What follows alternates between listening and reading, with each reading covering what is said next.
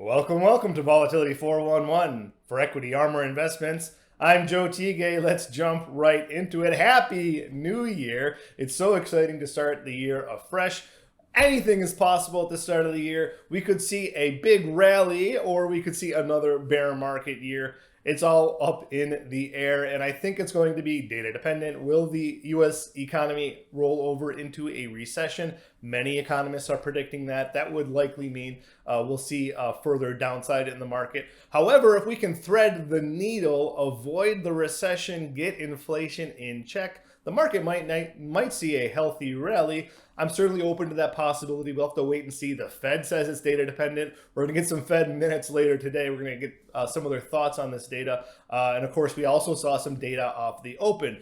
Speaking of which, we had that ISM number weaker than expected. We had the JOLTS number very strong, stronger than expected. So it's interesting to see this JOLTS data. The Fed, Powell specifically, cited job openings as something they're watching. They'd like to see that come in because that needs to come in before the actual jobs number comes in. And they are looking to weaken the jobs market to nip inflation in the bud. The Fed has been saying, I think we'll see this in the minutes, they are going to overshoot inflation. They want inflation to come down. They're very serious about that. And I think a big concern is that they become dovish and inflation returns and goes higher or doesn't come in. I think that's a big concern. I think they want to make sure they get inflation lower first and foremost, because if we do have a recession, they want to be able to lower their interest rates. So of course, that's the possibility. Now, the VIX, for its part, it's down at 2260 right now as I'm recording this video.